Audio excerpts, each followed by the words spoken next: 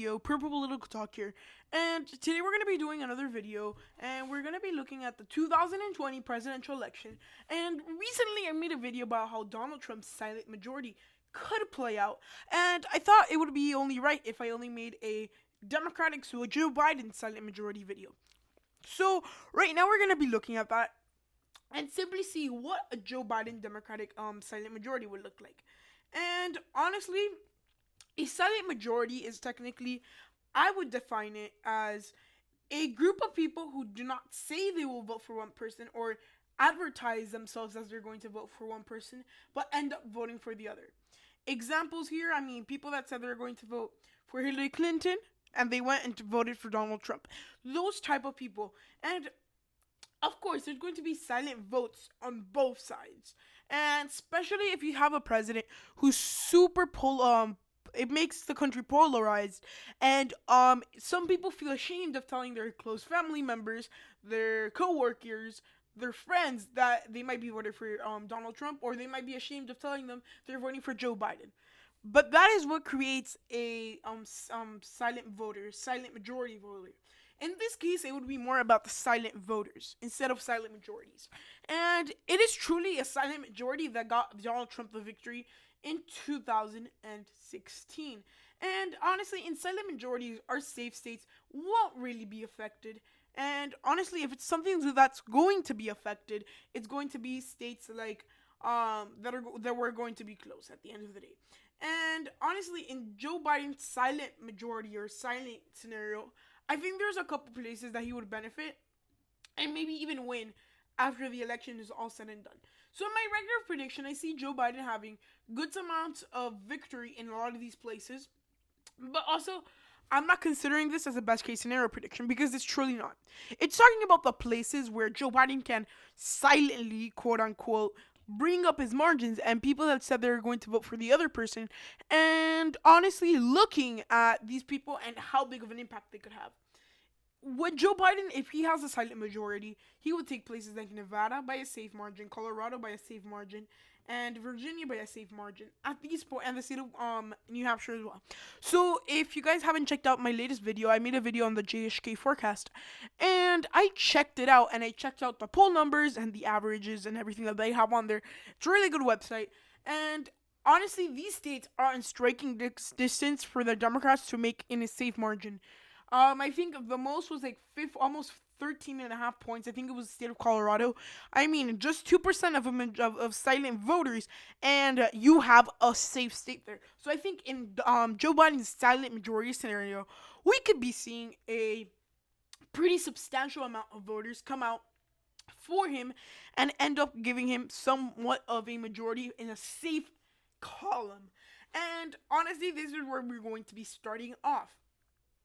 And in a silent majority for Joe Biden, the states of the Rust Belt, they would go by high likely margins. Instead of going by 5 to 7%, they could be going up to 10%, 15%, and all of this truly does matter. And when thinking of silent voters, I think there's no way better of a place to talk about them than the Rust Belt. The Rust Belt is truly one of the places where we see the most silent voters, and especially in this era where we have economic booms, but as well as like dissatisfaction with the president. I think it is no doubt that the economy has been growing, but I don't know if many voters feel that way, and I don't know if they feel like the economy has helped them out or just helped out corporate America. And looking at the Rust Belt, if there's going to be silent vote support for Joe Biden and increases margins, it's going to be in the Rust Belt. Probably 10-point increases in the Rust Belt.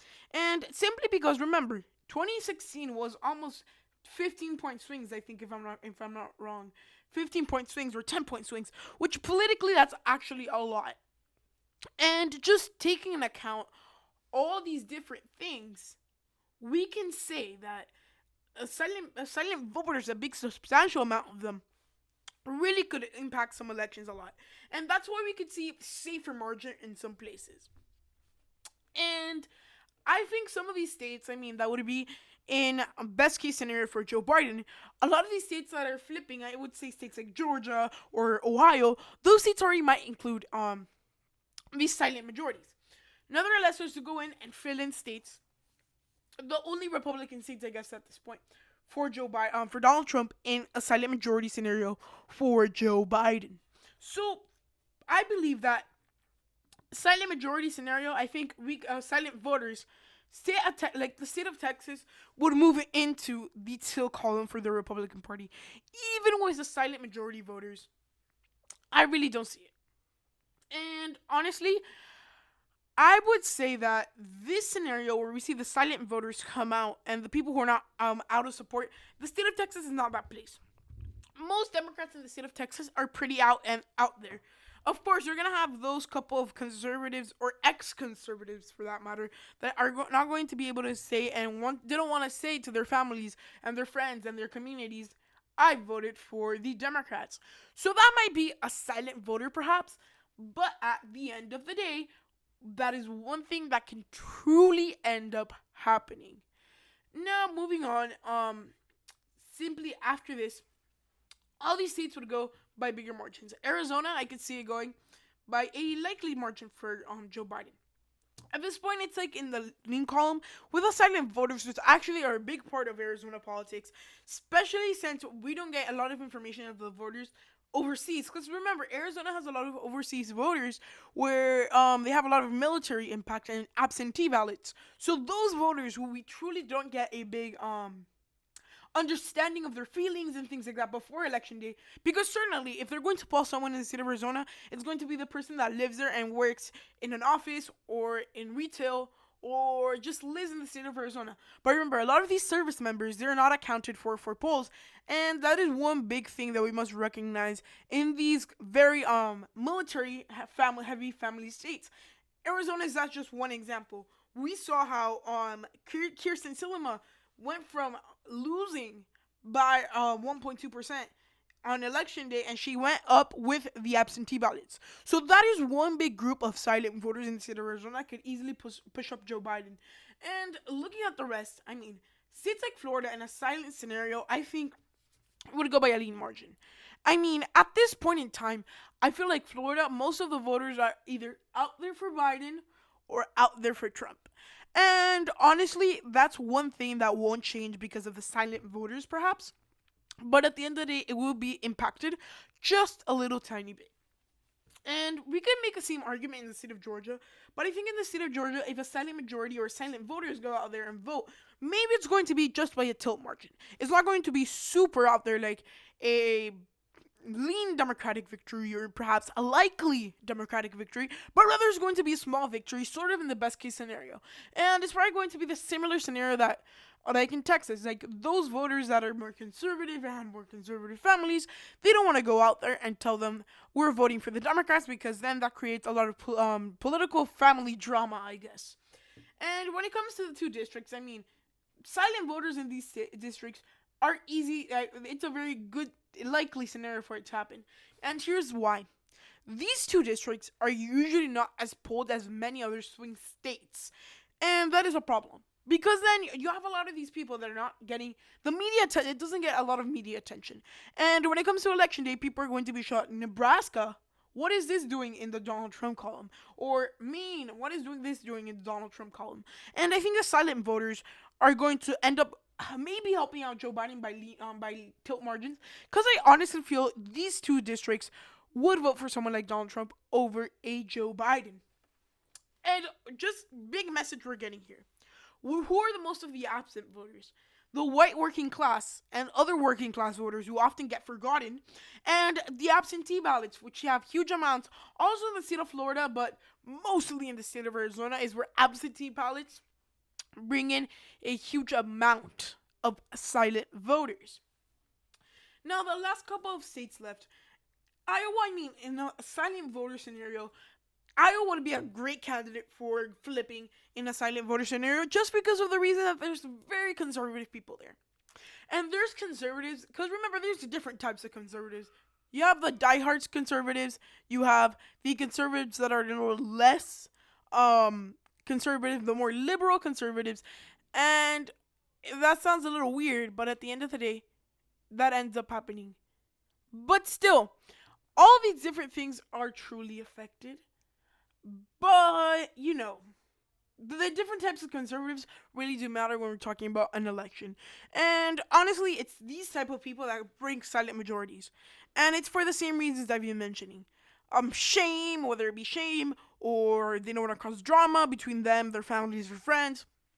All these different things are truly big impacts. And now two more states, and those are Ohio and North Carolina. I'm going to make similar cases, and Ohio's going to go by a tilt margin, I say, in a best case silent majority. Not the best case, but rather a silent majority scenario, or silent voter scenario. And same thing in the state of North Carolina, but probably by a lean margin, like the state of Florida. These two states have a very heavy population of conservative voters, and we can probably make the same argument that we made in the state of Iowa. We have those voters that are super conservative. They don't want to admit it. And look, that is a big thing that we see in life in general. When people they say something, for example, they supported 2016, they supported Donald Trump, or 2016 they supported Hillary Clinton. People feel ashamed if they have to go out and publicly say that they flipped sides, or I feel like I'm going to be in the losing side, so I'm going to flip, and all those different types of things. People are embarrassed to say in general. So if you just add that into an election, when it could be heavily and closely contested, people could take signals such as polls and things like that to flip over sides silently. And at the end of the day, it's these conservative populations that are going to help out Democrats. Like for the Republicans, it would have been conservative liberals, or people that were liberals and they just felt like Donald Trump was a good candidate. Those are the people that are going to bring out these silent majorities and silent victories. For Joe Biden, it's not going to be as much of a silent victory, but it's just a silent growth. And honestly, we can already tell that in this silent growth, we have a landslide scenario, 375 to 163. And at the end of the day, it's going to be important to see. And we can tell that a lot of these places could be affected by a silent vote. Others not so much. Safe states will not have one impact when it comes to the silent vote. Start talking about some of the more likely states, and then you say for each respective political party, we're talking a whole different scenario. So guys, I hope you enjoyed the video. If so, please give it a thumbs up, like and subscribe, and please smash that like button and post notifications to see when I post my next video. We have a lot of great things coming to the channel. I hope you like this video. I'll see you real soon. Bye.